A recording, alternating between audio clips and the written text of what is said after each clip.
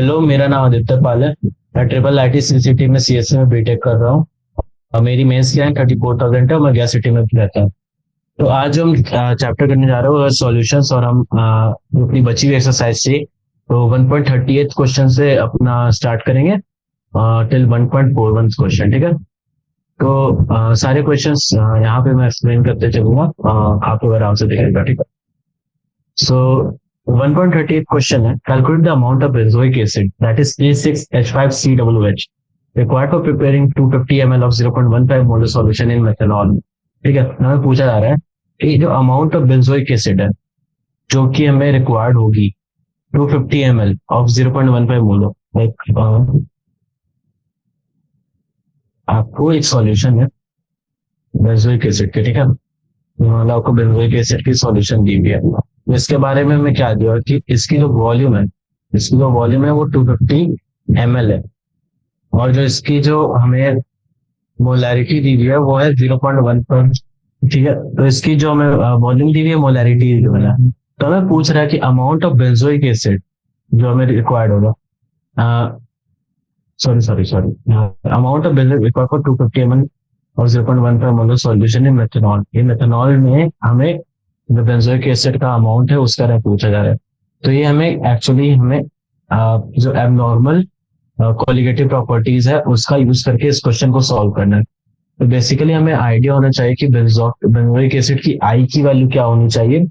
और जो benzoic acid की आई की वैल्यू होगी ना, तो उससे हमें क्या बोलते हैं, concentration of amount of benzoic acid के बारे में पता चलेगा। तो तो चलो हम सॉल्यूशंस पे चलते हैं। ठीक है।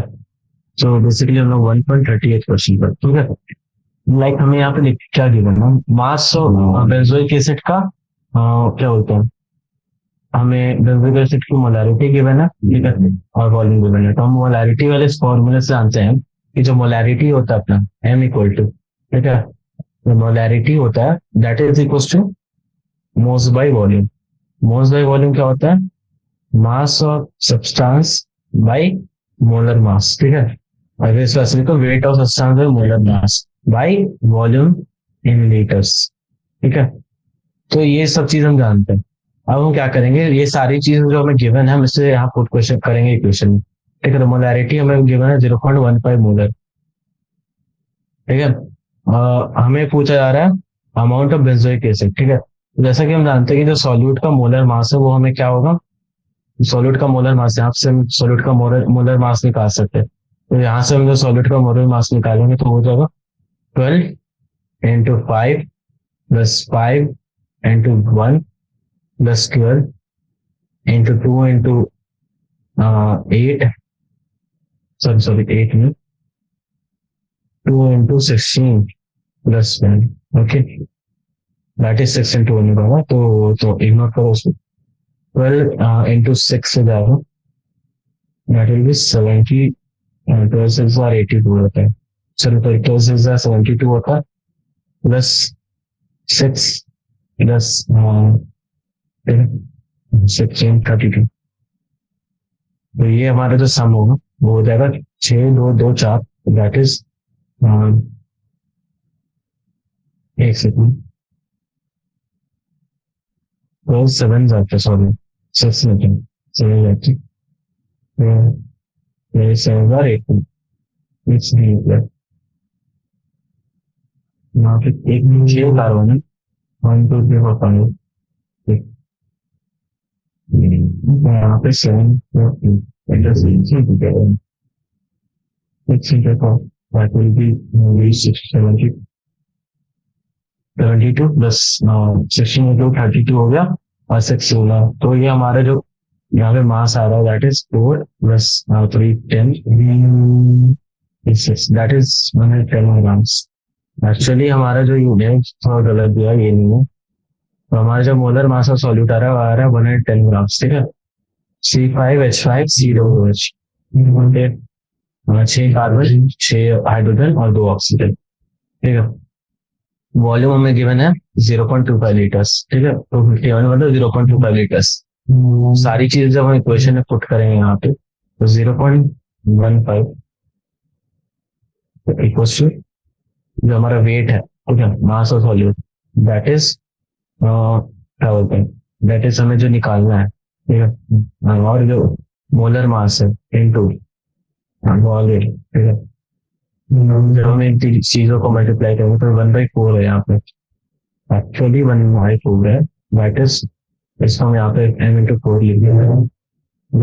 जो हमारा मोलर मास आ रहा है वो आ रहा है, जो अपना यहाँ पे मोलर मास आएगा ना, मतलब मास ऑफ सोल्यूट आएगा ना, वो 0.15 इंटू 110/4, दैट इज, ये हो जाएगा 165 हो जाएगा, दैट इज 1.65, और इसका इंटू 10 हो जाएगा, दैट इज 16.5/4, दैट इज 4.125, ठीक है।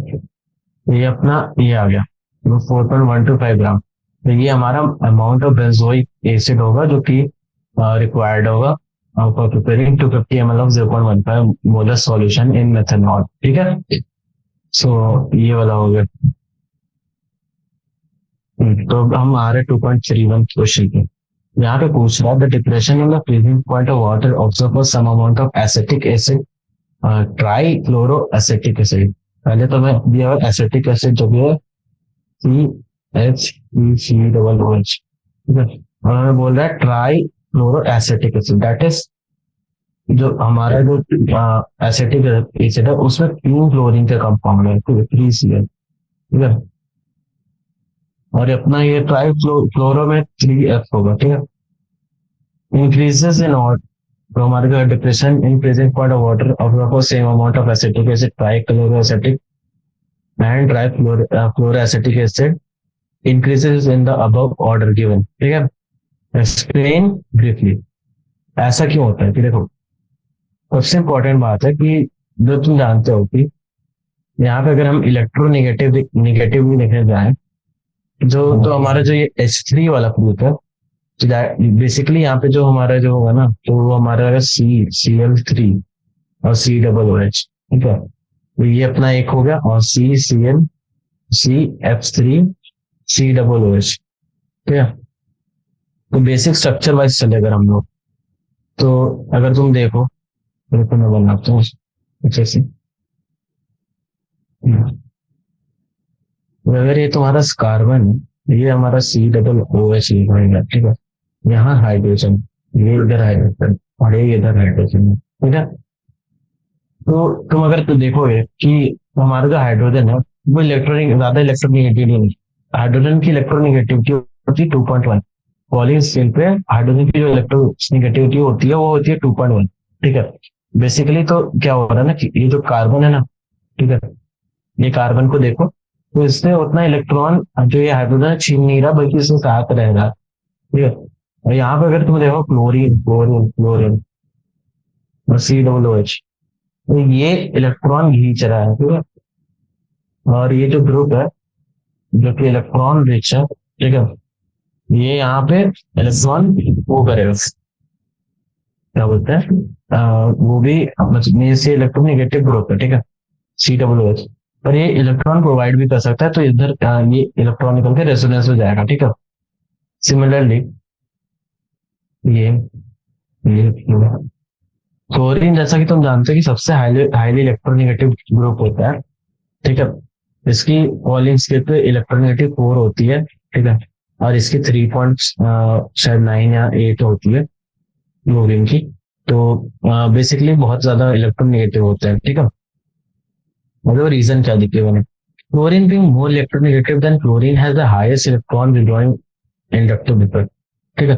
जैसा कि मैंने बताया कि यहाँ जो इंडक्टिव इफेक्ट लगेगा जो इस वाले बॉन्ड पे, वो है क्लोरीन, और क्लोरीन के हाईली इलेक्ट्रोनेगेटिव पावर के कारण, ठीक है। जिस वजह से क्या होगा कि जो हमारा जो ट्राइक्लोरेटिक एसिड है, जो क्लोरीन वाला एसिड है, the strongest trichloro acetic acid, ठीक है।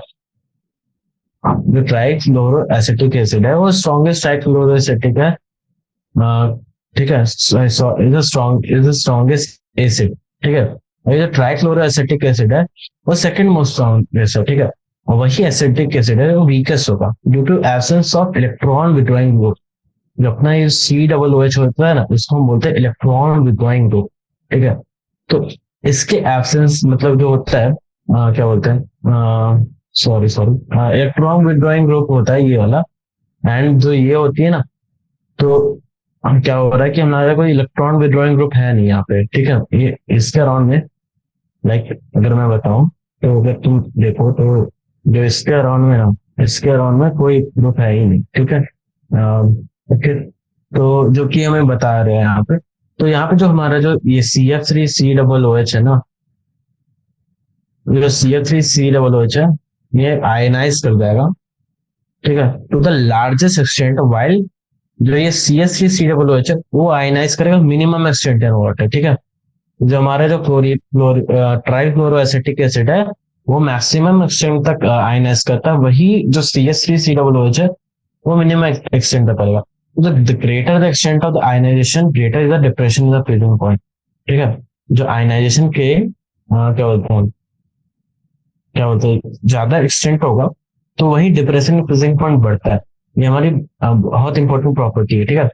Hence, the order of depression in the freezing point will be CH3COOH, secondly followed by CCl3COOH, then followed by CF3COOH। Means C3OOH की सबसे ज्यादा डिप्रेशन होगी, मीन्स एसिटिक एसिडिक कम होगा, क्योंकि ionization ही कम करेगा ना।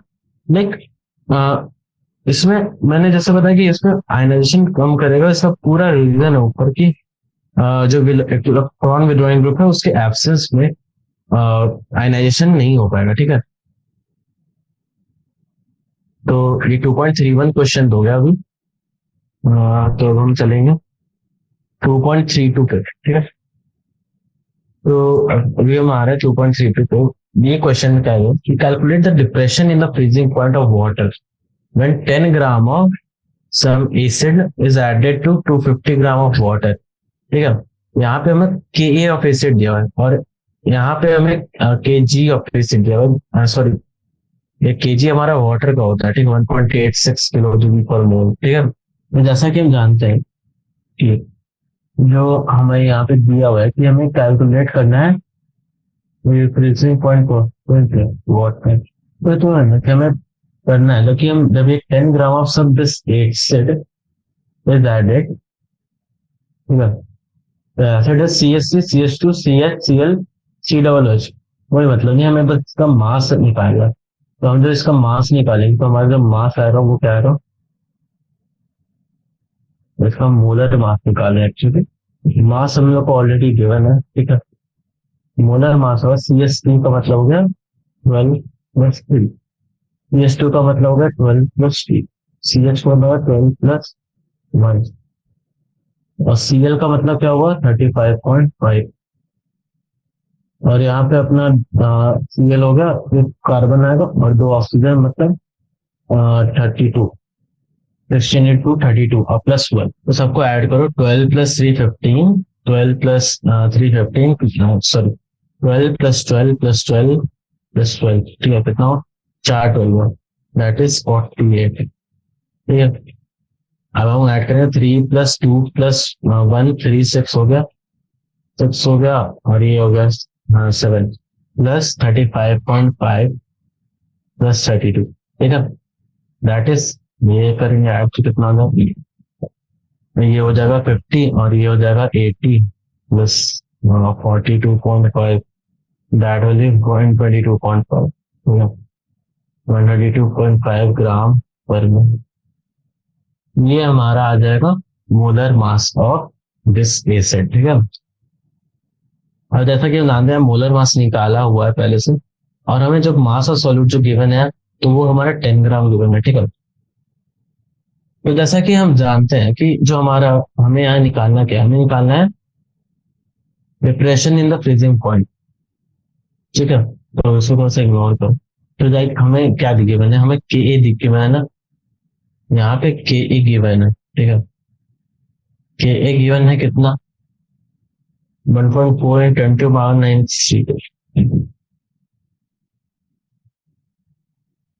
जैसा कि हम जानते हैं कि हम मान लेते हैं कि अल्फा है be the degree of dissociation of this acid, ठीक है। अल्फा को हम degree of dissociation of this acid बोलेंगे, ठीक है।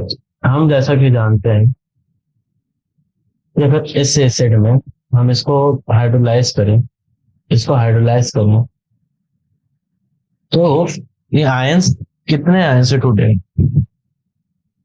तो ये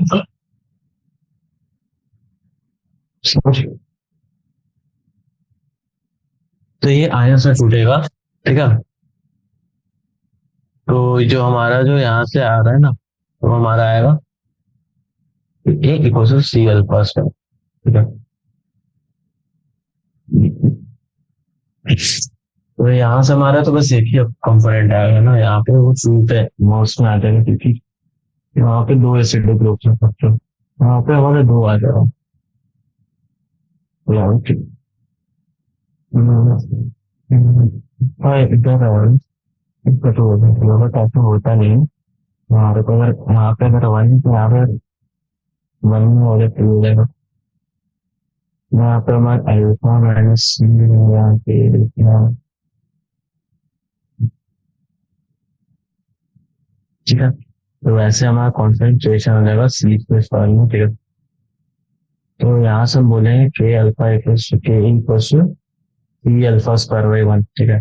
यहाँ से हमारा आएगा ये, तो के है ना, तो हमारे को सी अल्फा स्क्वायर है। हमें यहाँ पे गिवन क्या क्या है, हमारे को के गिवन है, हमारे को सी निकालना है। ओके सॉरी, मुझे ऊपर में मैंने यहाँ पे काटा था, ये एक्चुअली सी निकालना। तो सी निकालने के लिए इन्होंने क्या किया, देखे mass by molar mass by mass of solvent equals to हमारा जो क्या होता है, ये हटा के ये हमारा मोलारिटी के बराबर होता है, ठीक है। और जैसे कि हमें पता है यहाँ पे हमें मोलारिटी क्या बोलते हैं, मोलारिटी जो हमारा है, जो हमारा मोलारिटी है वो हमारा आ जाएगा इस फॉर्मूला से। तो हमारे को गिवन क्या क्या, 10 ग्राम है मास ऑफ सॉल्वेंट गिवन है, सॉल्यूट गिवन है, और उसका मास गिवन है, मोलर मास निकाल दिया हमने, और वाटर का दिया हुआ है, तो यहाँ से हमारी इसका मोलारिटी आ जाएगी। तो that will be equal to 0.3626 molal molar, ठीक है, 0.326 मोलर। तो हमारे पास कॉन्सेंट्रेशन आ गया है 0.326 मोलर, ठीक है। तो K alpha equal C alpha square, ठीक है। अल्फा का जो वैल्यू हमारा आएगा वो आएगा रूट के ए बाई सी, ठीक है। अल्फा का हमारा यहाँ से वैल्यू आ रहा है रूट के ए बाई सी, तो हम यहाँ पे के ए और सी की वैल्यू पुट कर देंगे इस इक्वेशन में। तो के ए और सी की जब वैल्यू पुट करेंगे, जैसे मैंने बता रहा था ना यहाँ पे, ये इसकी जीरो, ये तो मैंने जो बोला one minus alpha alpha alpha, ठीक है, एट ठीक है। तो ये मैंने बताया था, ठीक है। यहाँ देखो अभी ये इस इक्वेशन को सॉल्व करेंगे तो हमारे पास यहाँ पे आ जाएगी हमारे को वैल्यू के अल्फा की। अल्फा के अपना डिग्री ऑफ डिसोसिएशन, अल्फा अपना डिग्री ऑफ डिसोसिएशन, ठीक है। अल्फा अपना डिग्री ऑफ डिसोसिएशन है। तो बेसिकली मैंने कुछ टाइम कर रहा था कि ये जो जो है ना, इसको हम लोग हाइड्रोलाइज करते हैं, ठीक है। हाइड्रोलाइज मतलब भी इसके आयंस में कन्वर्ट करेंगे। तो मान लो कि इनिशियल नंबर ऑफ मोल्स इसका वन है, तो फाइनल फाइनल में आके से जीरो जीरो, मतलब क्या कि अभी रिएक्शन स्टार्ट हो रही है, इसलिए एक मोल अभी कंज्यूम नहीं हुई, हाइड्रोलाइज नहीं हुई, पूरी की पूरी वन मोल प्रेजेंट है। वही यहाँ पे वन माइनस अल्फा हुआ है, तो मतलब यहाँ पे अल्फा मोल्स प्रेजेंट रहेंगे और इधर अल्फा मोल्स प्रेजेंट रहेंगे। टोटल नंबर ऑफ मोल्स अपना जो प्रेजेंट रहेगा after dissociation, that will B one minus alpha plus alpha, ठीक है, दैट विल बी 1%। तो जो अपना ये जो बॉन्ड ऑफ फैक्टर आ गया ना, तो इसको हम बोलते हैं, ये हमारा बॉन्ड ऑफ फैक्टर हो गया, मतलब sorry total number of moles after dissociation है, ठीक है। तो हम जैसे जानते हैं बॉन्ड ऑफ फैक्टर क्या होता है, बॉन्ड ऑफ फैक्टर होता है total number of moles after dissociation और number of moles before dissociation. तो number of moles before dissociation आ रहा है हमारा वन, ठीक है। हमने मान लिया कि इसकी एक मोल है, तो मतलब number of dissociation, number of moles before dissociation one आ रहा है, ठीक है। तो यहाँ से हम इस फॉर्मूला को लिख सकते हैं i equal to one plus alpha by one, ठीक है। तो इसमें हम अल्फा की वैल्यू पुट कर देंगे जो कि हमने निकाली है। तो जो अल्फा की वैल्यू आ रही है, तो उससे हम आई की वैल्यू निकाल रहे हैं, आई की वैल्यू आ रही है 1.0655, ठीक है। अब हम जानते हैं कि सब हमारे पास आ गया, हमारे पास टीएफ आ गई, ठीक है, टीएफ सॉरी टीएफ निकालनी है, डेल्टा टीएफ। आई पता है, केएफ पता है, एफ पता है। तो ये जो तीनों चीजें पता है तो हम यहाँ से डेल्टा टीएफ निकाल सकते हैं। डेल्टा टीएफ निकालने के लिए हम जानते हैं फॉर्मूला क्या है, डेल्टा टीएफ इक्वल टू आई के एफ, आई के एफ इंटू एम, ठीक है। ये हमारा फॉर्मूला है। तो यहाँ से हम जानते हैं कि ये जो हम इसमें सारे वैल्यूज पुट करेंगे, और पुट करने का आएगी क्या, 1.655 इंटू 1.86 के जी पर मोल इंटू 0.36 मोल पर के जी, दैट इज 0.65 केल्विन, ठीक है। तो ये हमारी आ गई क्या बोलते हैं, 0.65 केल्विन इस क्वेश्चन की आंसर आ गई। तो इसमें हमें निकालना था भाई, ठीक है, थोड़ी लंबी क्वेश्चन थी, समझने वाला तो सर हार्ड क्वेश्चन था। हम आते 2.3 पे। तो यहाँ पे है 19.5 gram of CH2HCOO is dissolved in 500 gram of water. The depression in freezing point is observed by 1 degree Celsius. Calculate the water factor dissociate constant for fluoroacetic acid। तो similar question है पहले वाली की तरह। जैसा कि हम जानते हैं कि हमारे जो फ्लोरोएसेटिक एसिड है वो अपना CH2HCOO है। यहाँ से उसकी पहले मोलर मास निकालते हैं, तो मोलर मास निकालते हैं तो वो क्या आएगी, 12 प्लस 2 प्लस क्लोरीन की 9 होती है, क्लोरीन की 19 होती है, sorry 12 plus 2 plus 19 plus 12 plus 32, 32 plus 1, तो 1 इसका जन जाएगी 20 हो जाएगी, और 12 12 हो जाएगा तो 24 हो जाएगा, 32 है ही तो प्लस 2, वो 4 4 8 8 3 2 5 2 7 78, 78 ग्राम पर मोल अपना ये जो सी फ्लोरोएसेटिक एसिड है उसका मोलर मास।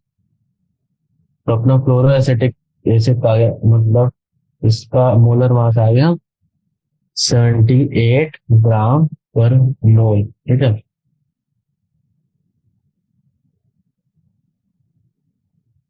तो हमें यहाँ पे डेल्टा टीएफ की जो वैल्यू है वो गिवन है क्या, 1 डिग्री सेल्सियस, ठीक है।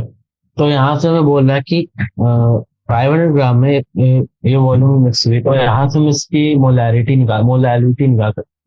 जो मोलैलिटी होती है ना वो होती है weight by molar mass by volume, that is half, ठीक है।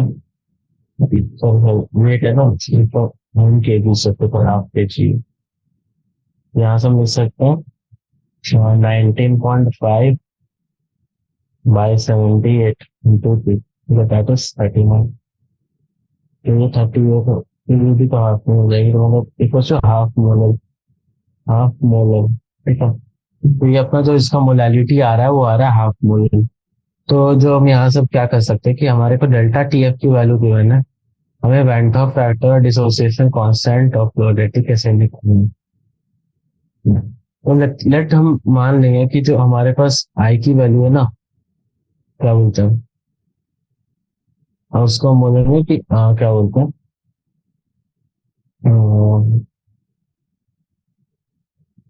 जैसा कि हम जानते हैं कि क्वेश्चन अपना होता है डेल्टा टीएफ इक्वल्स टू आई के एफ इनटू हमारे पास ये क्यों डेल्टा टीएफ में एम गिवन है, आई निकालना है और डिसोसिएशन कांस्टेंट निकालना है, और के एफ की वैल्यू भी शायद गिवन होनी चाहिए ना।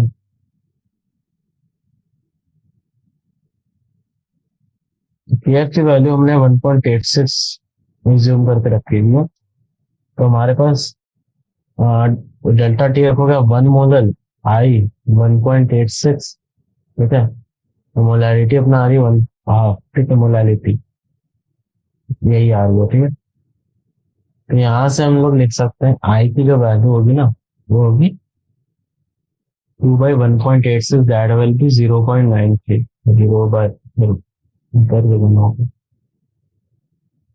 0.93। तो ये अपनी आई की वैल्यू होगी, ठीक है। तो आई की वैल्यू तो हमारी आ गई यहाँ से। अब हम क्या करना है, हमें डिसोसिएशन कांस्टेंट निकालना है। तो डिसोसिएशन कांस्टेंट निकालने के लिए हम डायरेक्टली फॉर्मूला का यूज कर सकते हैं।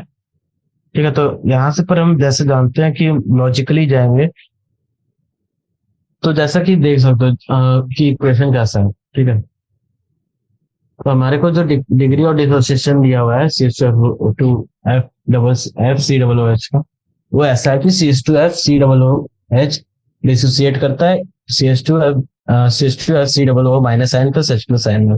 तो मान लेते हैं हमारा जो इस एसिड का इनिशियल कॉन्सेंट्रेशन सी मोल पर लीटर था। ठीक है, तो वो अभी तक डिसोसिएट होना स्टार्ट नहीं किया, तो उधर reactant side product side 0 0 moles given है। पर जैसे ही हम यहाँ पे देखते हैं कि हम यहाँ पे मान लेते हैं कि जब एट इक्विलिब्रियम यहाँ पे हमारा सी अल्फा, जो सी अल्फा है ना, सी अल्फा मोस्ट डिसोसिएट हो गया। तो सी अल्फा मोस्ट डिसोसिएट होने का मतलब है टोटल जो हमारे मोस्ट एट द एंड बचेंगे ना, total most at the end हो जाएगा, वो हो जाएगा total at end equilibrium, sorry end नहीं, तो अपना वो होगा one minus alpha plus C alpha plus C L, that will be equal to C one plus. Okay, तो ये हमारा टोटल कॉन्सेंट्रेशन एट इक्विलिब्रियम आ गया। तो जैसा कि हम जानते हैं कि जो अपना आई होता है ना, वो होता है final concentration that is equilibrium वाला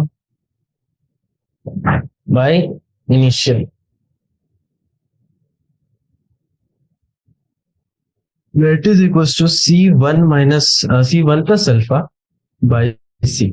दैट है, तो यहाँ से हमारा जो आई की वैल्यू आ रही है ना, वो आ रही है 1 प्लस अल्फा।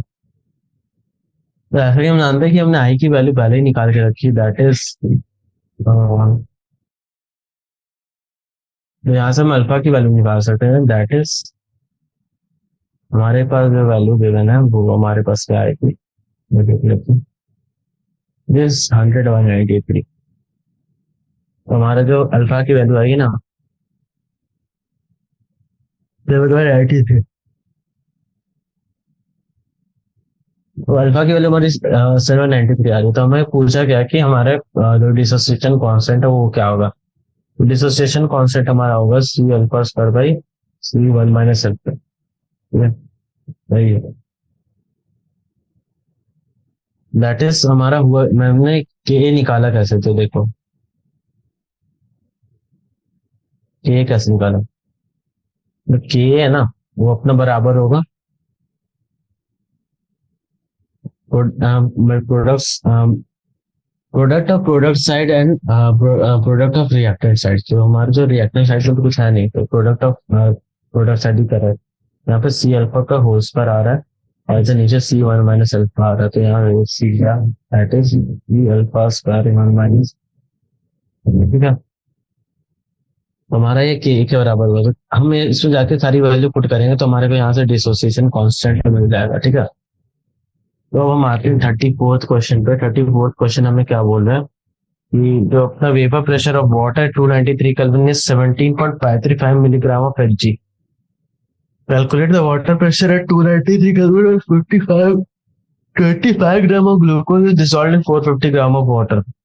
तो एक बहुत अच्छा राउल्स लॉ का ये एप्लीकेशन वाला क्वेश्चन है, जिसमें बेसिकली हमें भूल से बोला जा रहा है कि जो वेपर प्रेशर है वाटर का 293 केल्विन है, वो 17.535 मिलीग्राम ऑफ Hg, और जो हमें वेपर प्रेशर निकालने बोल रहा है वो है 293 केल्विन में 25 ग्राम ऑफ ग्लूकोज जो 440 ग्राम ऑफ वाटर में मिलाता है। तो इस टाइम पे वो वाटर प्रेशर क्या बनता है उसका हम लोग को डायग्नोसिस करने बोला जा रहा है। तो राहुल डिप्लो का बहुत इजी क्वेश्चन है, इससे मैं बताता हूँ सिंपल लीनियर लेवल में।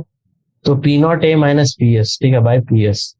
तो ये अपना होता है ratio most of solvent by solvent, solvent by solvent. ठीक है, और जो अपना p not a minus by p not a by P s minus one, that will be also equal to the same. ठीक है, दोनों सेम ही चीज है। तो p not a by P s plus, तो इससे क्या किया कि जो माइनस में वन आ रहा था उसको हमने राइट साइड भेज दिया। ठीक है, राइट साइड भेज दिया और फिर यहाँ पे हम सारी वैल्यूज को ना वेट और मोलर मास के टर्म में चेंज कर देते हैं। तो जब वेट और मोलर मास के टर्म में चेंज कर देते हैं तो हमारे पास यहाँ पे मोलर मास गिवन है।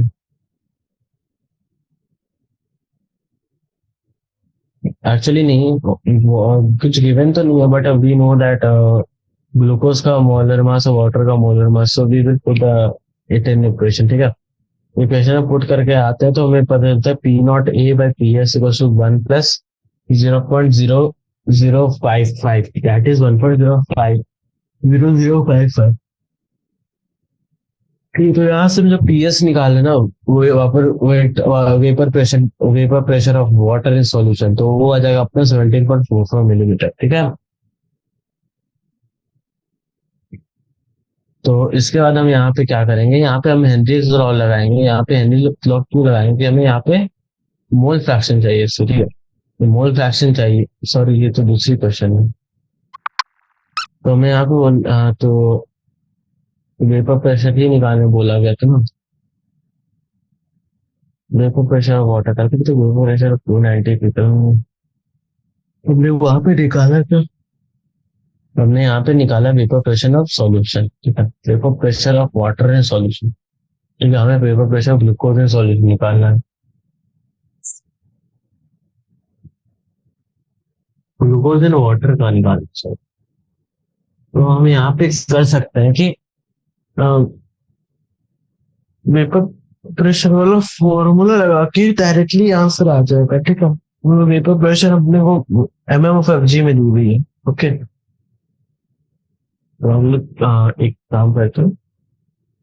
एक्चुअली तो टाइम हो गया बनाए हुए सब, तो अभी बनाने का प्रॉब्लम है। हाँ, तो देखो। हाँ, ठीक है, तो यहाँ पे हमें क्या है, सोलिबिलिटी की हमें क्या गिवन है। गलत क्वेश्चन सर्च कर लिया हमने। तो जैसे कि हम बता रहे थे, हमें नंबर ऑफ ग्लूकोज के मोल से यहाँ पे निकालना है, ठीक है। तो यहाँ पे हमें क्या निकालना है, पहले तो हमें जो ग्लूकोज का ना मोल्स निकाल, तो ये है molar mass of glucose and water. यहाँ पे 180 ग्राम मोल पर मोल अपना ग्लूकोज का मोलर मास है। ग्लूकोज अपना होता है C6H6, ठीक है। H1।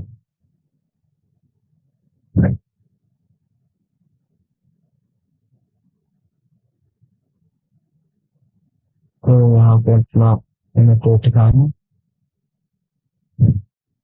तो अपना है C6H10O6, ठीक है। तो यहाँ से अपना हो जाएगा 72 + 12 प्लस वो 16, मतलब 16 × 6 96, ठीक है। 16, हाँ 16 तो अगर हम इसको सम करेंगे तो अपना 180 आ रहा है। तो ये अपना मोलर मास ऑफ ग्लूकोज है। वही वाटर होता है H2O। H2O होगा 2 + 16, दैट इज इक्वल टू 80। तो यहाँ से हम दोनों का मोलर मास निकाला, तो number of moles of water जो अपना यहाँ पे आएगा वो आएगा 450/12 बाई 18 = 25, ठीक है। तो यहाँ से हम दोनों का ग्लूकोज और वाटर का मोल्स निकाल रहे हैं, ठीक है। तो यहाँ से जो अपना मोल फ्रैक्शन आता है ना ग्लूकोज का, वो आएगा 0.139, जो कि ये इसका मोल है। और ये बाई 0.139 + 25, ठीक है, तो 25 इसका मोल है। जब हम इससे निकालते तो मोल फ्रैक्शन आ रहा है 0.5005। तो relative lowering of vapour pressure का फॉर्मूला लगाते हैं, RLBP लगा के हम यहाँ पे लिख सकते हैं P0 - P = X/P0, ठीक है।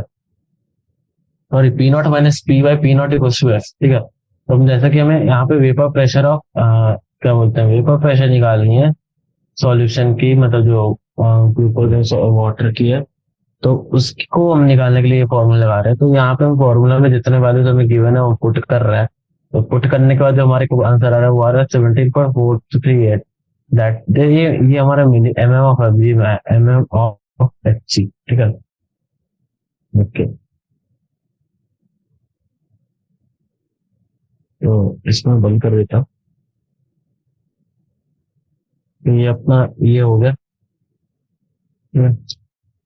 सेकंड क्वेश्चन है कि जो अपना हेनरीज लॉ है, वो उसमें क्या है।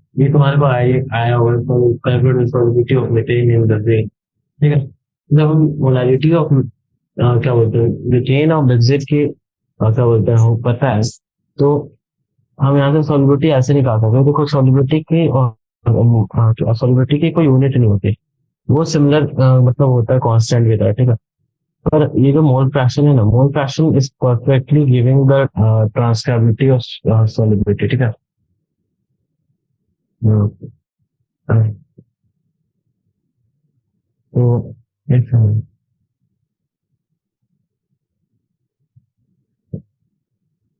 ठीक है। हमें सॉलिबिलिटी का यहाँ पे बेसिक आइडिया पता चल गया, तो हम वहाँ पे आगे बढ़ेंगे। तो यहाँ पे अब हम जा रहे हैं क्वेश्चन नंबर 1.36 पे, जो कि बोला 100 gram of liquid A was dissolve 1000 gram of liquid B, the vapour pressure of pure liquid B was found to be 500 torr. Calculate the vapor pressure of liquid A and vapor pressure in the solution, the total vapor pressure of the solution 475 torr, ठीक है। तो basically question में कुछ उतना खास नहीं होता है, तो इसमें होता ही है बस कि 100 ग्राम ऑफ लिक्विड है, ठीक है, 100 ग्राम। तो यहाँ से हम क्या निकाल सकते हैं कि जो हमें यहाँ पे क्या बोलते हैं 140 ग्राम, हाँ मोलर मास इसका 140 ग्राम है, इसका 1 मोलर मास ये है, तो यहाँ से हम इसका मोल्स निकाल सकते हैं, ठीक है। कि हम लोग को मोलैरिटी वाले फॉर्मूले से इससे मोल्स निकाल सकते हैं। तो यहाँ से अगर हम मोल्स निकालें तो यहाँ से मोल्स निकालते तो कितना है, तो मोलैरिटी नहीं मतलब मास है वॉल्यूम वेट है भाई, सॉरी मोल्स निकाल सकते हैं, हमें वेट और मास और मोलर मास पता है, तो हम यहाँ से मोल्स निकाल सकते हैं। तो मोल्स निकालेंगे तो हमारी मोल्स पहले वाली एक ही आ रही है 0.74 और दूसरी की आ रही है 556, ठीक है। तो यहाँ से मोल फ्रैक्शन निकालेंगे, मोल फ्रैक्शन हमारी आएगी 0.114, ठीक है। तो एक्स ए की मोल फ्रैक्शन है 0.114 और एक्स बी की मोल फ्रैक्शन होगी 0.886, ठीक है। तो vapour pressure of liquid B यहाँ से हम जानते हैं कि वो गिवन है P naught B equal to 500 torr। तो इसका मतलब vapour pressure of liquid B in the solution क्या होगा, P B equal to P naught B into X B, that is 500 to 0.887। तो मतलब जैसा कि फॉर्मूला है तो वो यूज करके हम यहाँ से लिख सकते हैं 443 टॉर है, ठीक है। वेपर जो मतलब वेपर मतलब प्योर लिक्विड का जो वेपर प्रेशर है इनटू द मोल फ्रैक्शन हमारे को वेपर प्रेशर इन लिक्विड बताता है, ठीक है, सॉल्यूशन में, ठीक है। तो हमारे यहाँ पी टोटल आएगा ना, वो आएगा 475 टॉर। 475 टॉर कैसे आएगा, क्योंकि यहाँ पे देखो यहाँ पे गिवन है, ठीक है, ऑलरेडी गिवन है, तो पी ए हमारा आ जाएगा 32 टॉर। मेरे यहाँ पे जैसे जैसे 32 टॉर आ गया तो हम यहाँ से जानते हैं कि जो हम ये वाली जो फॉर्मूला है इसको अगर यूज करें तो यहाँ से हम कह सकते हैं कि जो पी नॉट ए है, ठीक है, तो हम यहाँ से पी नॉट ए की वैल्यू निकाल सकते हैं, क्योंकि हमें पी ए गिवन नहीं है, पी ए नॉट गिवन है। तो पी ए क्या होगा, पी ए अपना हो जाएगा P A by x by A, sorry जो मोलैरिटी है मोल फ्रैक्शन है वो तो हमें पता है, पी ए दैट इज हमारे को 32 टॉर पता है, ठीक है, 32 टॉर पता है, ये मोलारिटी पता है, ठीक है, तो यहाँ से हम पी नॉट ए तो निकाल ही सकते हैं, that is P A by x, ठीक है, तो पी ए बाई एक्स है, तो यहाँ से पी नॉट ए क्या आ जाएगा हमारा 280.72, ठीक है, तो हमारे 36 नंबर क्वेश्चन भी हो गया। वहां थे 37 क्वेश्चन की। 37 क्वेश्चन क्या है, हमें यहाँ से पूछ रहा है कि ऑब्जर्व करके लिखो, ठीक है, तो right the data, plot this data also graph will indicate the value of positive deviation और negative deviation for mind direction. इसमें डेटा है तो हमें इसको प्लॉट करना है ग्राफ पेपर पे। तो बेसिकली तुम इतना तो आइडिया होगा अभी के टाइम तक में कि तुम बेसिक आइडिया में प्लॉट कर सकते हो, ठीक है, तो ये कुछ वैसा खास क्वेश्चन नहीं था, इसमें तुम ऐसे लीड भी कर सकते हो, बट इसमें जो तुम चीजों को पढ़ोगे ना, इसके ऊपर जो तुम्हारा एडवांस क्वेश्चन आएंगे उस पर ध्यान देना, ठीक है। यहाँ पे मैं बोला benzene and toluene, 38 number question है, benzene toluene from ideal solution of entire range of composition vapor pressure of pure benzene and toluene at 300 Kelvin, 50.7 mm of Hg and 32.06 mm of Hg. Calculate the mole fraction of benzene in the vapor pressure if 80 gram of benzene is mixed with 100 gram of toluene, ठीक है। तो हमें इस चीज का हमारा question पूछा है, तो हमें जैसा पता है कि बेंजीन और टोलिन को मिला रहे तो आइडियल सॉल्यूशन फॉर्म हो रही है। सिमिलरली जो बेंजीन और टोलिन की जो प्योर में मिलाते हैं, तो हमें यहाँ से पूछा मोल फ्रैक्शन, तो इसमें मतलब वो एबनॉर्मल प्रॉपर्टीज लगी हुई कुछ थोड़ी। जैसे कि हम जानते हैं मोलर मास ऑफ बेंजीन अपना क्या होता है, C6H6, तो इसका मोलर मास जो हमारा आएगा वो आएगा 16 into 12 into plus 6 into 1, that is 78 ग्राम पर मोल, ठीक है। हमें vapour pressure of pure toluene पता है कितना गिवन है, 32.06, और vapour pressure of pure benzene अपने को 50.71 गिवन है, ठीक है। तो बेंजीन का पता है, टोलिन अपना वो होता है CH2 ग्रुप ऊपर लगा रहता है, तो हम उसका भी मोलर मास निकाल सकते हैं। तो हमें यहाँ पे मोल फ्रैक्शन ऑफ बेंजीन और टोलिन निकालना है, 80 ग्राम ऑफ बेंजीन, तो हम मोल्स ऑफ बेंजीन यहाँ से निकालेंगे, मोल्स ऑफ टोलिन निकालेंगे। तो जब हम यहाँ से मोलर फ्रैक्शन निकालते हैं तो H6 का जो हमारा मोलर फ्रैक्शन आएगा, तो दैट विल भी क्या बोलते हैं 0.487। तो मोलर फ्रैक्शन मैंने निकालना बता दिया, मोल्स पता है तुमको निकालना, तो निकाल लेना, ठीक है। तो वहां से पी टोटल हमारा ये क्या आएगा, H6 मतलब mole fraction C6H6 into P not benzene, ठीक है। तो हम यहाँ से पार्शियल पी टोटल निकाल सकते हैं, ठीक है। तो पार्शियल प्रेशर ऑफ टोलिन क्या होगा, पी नॉट C6H6CH3, ठीक है, ठीक है। तो यहाँ से vapour partial vapour pressure of क्या बोलते हैं टोलिन निकालेंगे, और जो हमारा टोटल, ये एक्चुअली गलत दिया हुआ है यहाँ पर, तो ये एक्चुअली गिवन होना चाहिए, तो यहाँ पे पार्शियल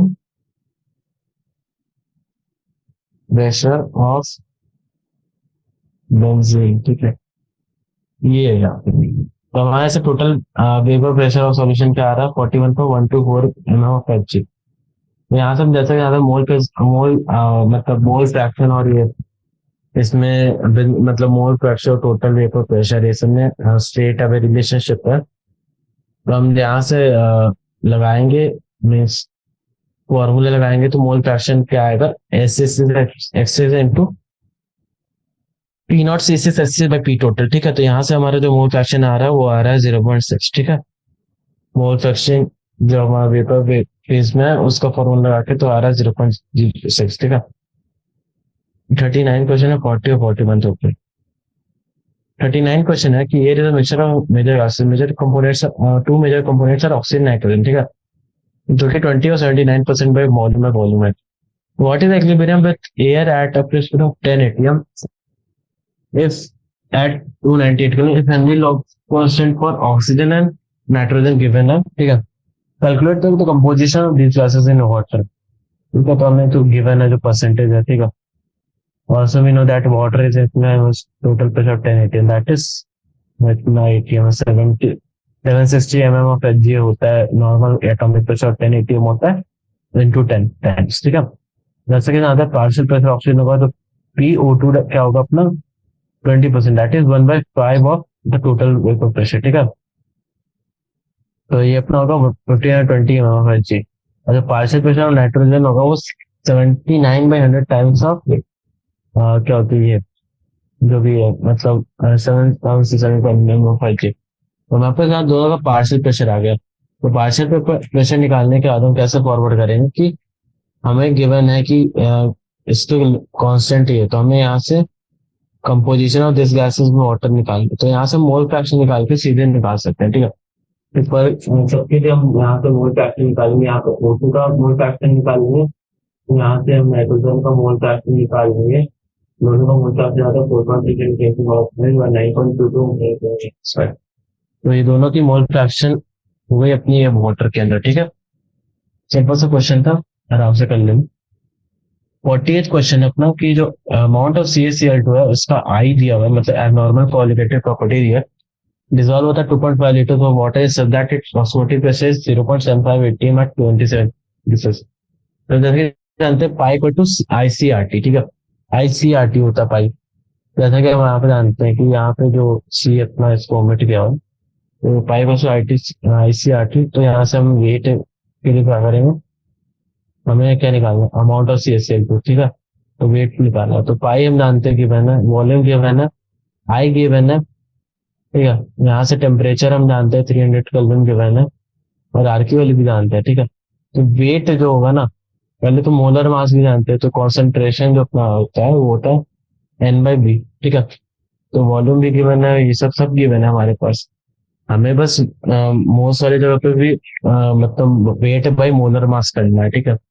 तो सारे टर्म्स को हम लोग लिख देंगे पाई इक्वल टू ICRT वाली इक्वेशन में, और जब हम उसको इक्वेट करेंगे तो हमारी जो वेट आएगी ना वो आएगी 3.42 ग्राम, ठीक है। तो रिक्वायर्ड अमाउंट ऑफ CaCl2 हमारा 3.42 ग्राम होगा, ठीक है। अब हमारे अपने लास्ट क्वेश्चन में जो है 41st क्वेश्चन, तो इसमें बोला है determine the osmotic pressure of solution prepared by 25 gram of K2SO4 in 2 liters of water at 25 degree Celsius assuming that it is completely dissociated, ठीक है। ये अब मतलब CBSE क्वेश्चन बैंक से आया है क्वेश्चन, और 2013 में पूछा गया था। तो इसका सॉल्यूशन सिंपल सा है। पहला स्टेप ये है कि कैलकुलेशन करना में वॉन ऑफ फैक्टर का, तो K2SO4 होता है, उसे तुम जैसे जानते हो कि दो K प्लस आयन और SO4 2 माइनस आयन में डिसोसिएट हो जाता है, तो हम ये बोल सकते हैं, तो हम यहाँ से देख के बोल सकते हैं जो इसकी जो पहली होगी ना, पहले इसका अल्फा की वैल्यू होगी I-1 डिवाइडेड बाय N-1, तो ये डिग्री ऑफ डिसोसिएशन है, ठीक है, अल्फा की value. For complete dissociation alpha equals to 1, तो N इक्वल्स टू 3, तो अपने को दिया ये कंप्लीट डिफ्यूजन है, तो यहाँ पे हम अल्फा की वैल्यू 1 पुट करेंगे, तो और N की वैल्यू हमें पता है 3 है, ठीक है। क्वेश्चन में गिवन है कि तीन आयंस हुए ना, तो N की वैल्यू 3 है, तो यहाँ से हम कह सकते हैं आई की वैल्यू अपनी 3 आ रही है। और सेकेंडली हमें बताना है इससे ऑस्मोटिक प्रेशर, तो सेकेंड आता है ऑस्मोटिक प्रेशर का होगा पाई इक्वल टू ICRT, ठीक है, ICRT। और हमें क्या क्या गिवन है, आई गिवन है, सी गिवन, सी एक्चुअली ऐसे नहीं गिवन है, वेट हमें गिवन है और बाई वॉल्यूम गिवन है, ठीक है। तो weight by molar mass into volume, ठीक है। तो ये हमारा अपना कॉन्सेंट्रेशन हो गया, इंटू R कॉन्स्टेंट और डी टेम्परेचर जो गिवन है, ठीक है। तो यहाँ से हम बोल सकते हैं जो अपनी इसको इसके सब वैल्यूज सब पुट करेंगे, तो हमारी जो पाई की वैल्यू आएगी, दैट इज ऑस्मोटिक प्रेशर की जो वैल्यू आएगी वो आएगी 5.27 इंटू 10⁻³ ठीक है। तो हमारा यहाँ पे सॉल्यूशन कैसे खत्म हो रहा है। Thank you for watching, have a good day.